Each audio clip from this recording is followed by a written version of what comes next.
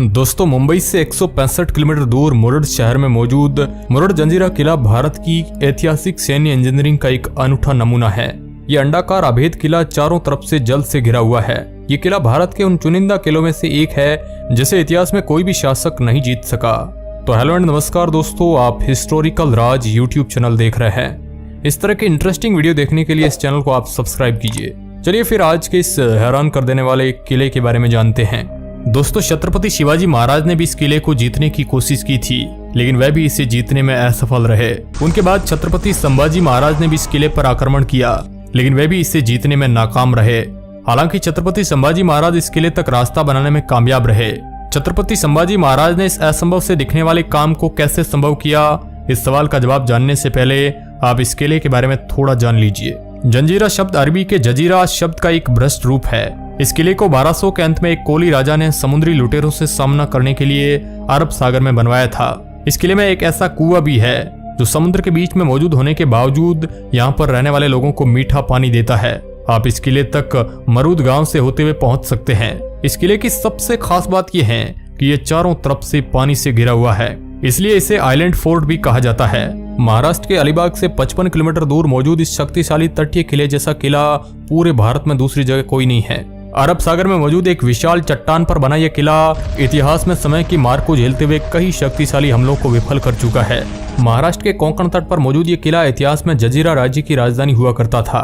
पहले इस पूरे क्षेत्र को जंजीरा के नाम से जाना जाता था, लेकिन अब सिर्फ इस किले को जंजीरा के नाम से जाना जाता है। ये किला 17वीं शताब्दी के उत्तरार्ध में मुंबई के इतिहास में महत्वपूर्ण भूमिका निभाने वाले अफ्रीकी सीधों का एक महत्वपूर्ण गढ़ था। सिद्दी बेहतरीन नाविक और व्यापारी हुआ करते थे। वे जब भारत आए तो उन्होंने इस किले को अपना ठिकाना बनाया और एक बार यहाँ पर बसने के बाद वे यहीं के होकर रह गए। इसके बाद भविष्य में यह किला उनकी ताकत और समृद्धि का प्रतीक बन गया। इस किले का अपने आप में एक लंबा इतिहास रहा है। इस किले को कई बार भारत पर राज करने वाले कई शासकों द्वारा जीतने की कोशिश की गई, लेकिन वे सभी असफल रहे। ब्रिटिश, पुर्तगाली, छत्रपति शिवाजी महाराज और वीर संभाजी राजा ने भी इस किले पर कई आक्रमण किए, लेकिन वे सभी इसे जीतने में असफल रहे। इस किले के मुख्य द्वार पर की गई नक्काशी में 6 हाथियों को दर्शाया गया है, जो सभी एक बाघ द्वारा घिरे हुए हैं। किले के मुख्य द्वार की यह नक्काशी सिद्दियों की बहादुरी को दर्शाती है।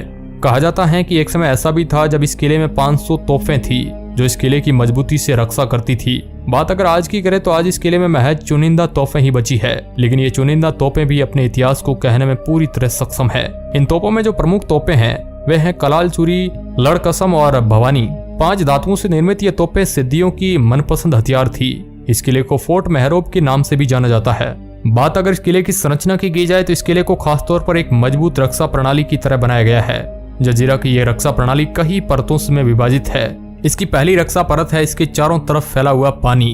अगर किसी दुश्मन को इस किले पर हमला करना होता है तो उसे इस किले तक पहुंचने के लिए सबसे पहले एक उन्नत जल परिवहन प्रणाली की आवश्यकता होती है, जो उस समय बना पाना काफी मुश्किल था। लेकिन अब अगर मान ले कि दुश्मन किसी तरह से इस समस्या का हल भी खोज लेता है तो शत्रु के लिए अवसर से जरूरी था कि वह किले का प्रवेश द्वार ढूंढे। लेकिन किले का प्रवेश द्वार ढूंढना आसान बात नहीं है। ये किला कुछ इस तरह बनाया गया है कि इसका प्रवेश द्वार काफी नजदीक आने के बाद ही दिखाई देता है। इस वीडियो में आप देख सकते हैं कि दूर से इस किले का प्रवेश द्वार कहीं भी दिखाई नहीं दे रहा है। अब दुश्मन अगर इस समस्या से निजात पाने के लिए किले के नजदीक आता है तो किले के अंदर मौजूद तोपों से उस पर हमला शुरू हो जाता था। इस तोपों से किसी भी दुश्मन के लिए बच पाना नामुमकिन था। इस किले की बाहरी दीवारें ग्रेनाइट से बनी हुई है। इस विशाल किले को बनाने के लिए एक साथ सैकड़ों की संख्या में मजदूरों की आवश्यकता होती थी। इस किले को यहाँ पर काम करने वाले सैकड़ों मजदूरों ने अपना दिन रात एक करके पूरा किया था। ये मजदूर बाद में इस किले के पास ही मौजूद तटीय गांव मरूद में ही बस गए। सिद्दी मुस्लिम थे, इसलिए इस किले में मस्जिदों के खंडर देखे जा सकते हैं। साथ ही इस किले में यहाँ के निवासियों के कई मीठे पानी की टंकियां भी बना रखी है, जिससे बारिश का मौसम आने तक ये लोग बिना किले को छोड़े यहाँ पर रह सकते। इस किले का प्रवेश द्वार कुछ इस तरह का दिखता है। दोस्तों, इस किले की दीवारों पर ज्यादा वास्तुशिल्प नहीं किया गया है।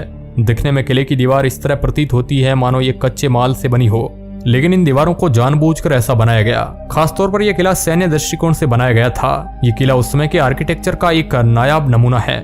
इस किले के अंदर एक शाही महल भी है। शाही महल की स्ट्रक्चर अभी भी सही सलामत है, लेकिन इसकी छत और फर्श टूट चुके हैं।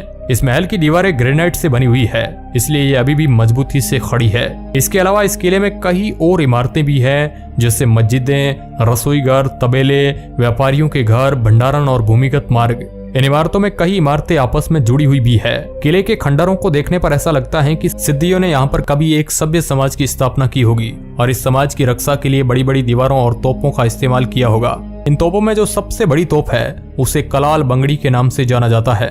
सिद्दी इतने कुशल सैनिक थे कि इस किले पर समय समय पर ब्रिटिश, पुर्तगालियों और मराठों ने कई हमले किए, लेकिन वे सभी असफल रहे। मराठों ने इस किले तक पहुंचने के लिए समुद्र में बड़ी बड़ी दीवारें और सुरंगें भी बनाई, लेकिन इन सब के बावजूद भी वे अपने मिशन में कामयाब नहीं हो पाए। मराठों ने इस किले को जीतने के लिए इसके पास ही पद्म दुर्ग नाम का एक और छोटा सा किला भी बनवाया, लेकिन फिर भी वे इसे जीतने में असफल ही रहे। 17वीं शताब्दी के अंत में इस किले का पुनरुत्थान किया गया। वर्तमान में इस किले के अंदर का अधिकांश भाग खंडर है। इस किले में प्रवेश के लिए 2 द्वार है।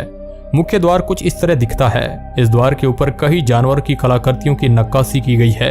ये द्वार सीधे किले के मुख्य दरबार हॉल तक जाता है। किसी समय दरबार हॉल एक 3 मंजिला इमारत हुआ करती थी, लेकिन अब यह एक खंडर है। किले का दूसरा द्वार इसके पश्चिम में मौजूद है। इसे दरिया द्वार के नाम से जाना जाता है। ये द्वार एक आपातकालीन द्वार था जो मुसीबत के समय किले से भागने के लिए काम आता था। अब बात अगर इस किले के देखने योग्य स्थानों की जाए तो आप जैसे ही इस किले में घुसते हैं तो आपको बाईं ओर एक दरवाजा और दाईं ओर एक कमरा दिखता है। तो इस कमरे को पीर पंचायतन के नाम से जाना जाता है।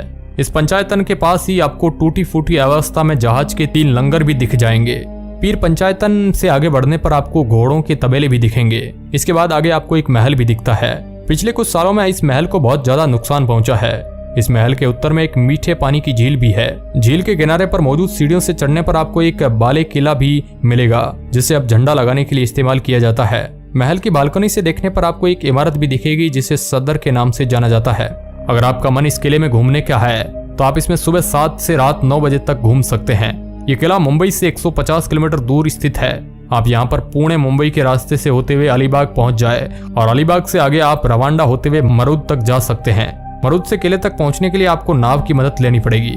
तो दोस्तों, आज का इस वीडियो में इतना ही। वीडियो कैसा लगा हमें कमेंट सेक्शन में जरूर बताइए और इस तरह की इंटरेस्टिंग वीडियो पाने के लिए चैनल हिस्टोरिकल राज को सब्सक्राइब करें। धन्यवाद।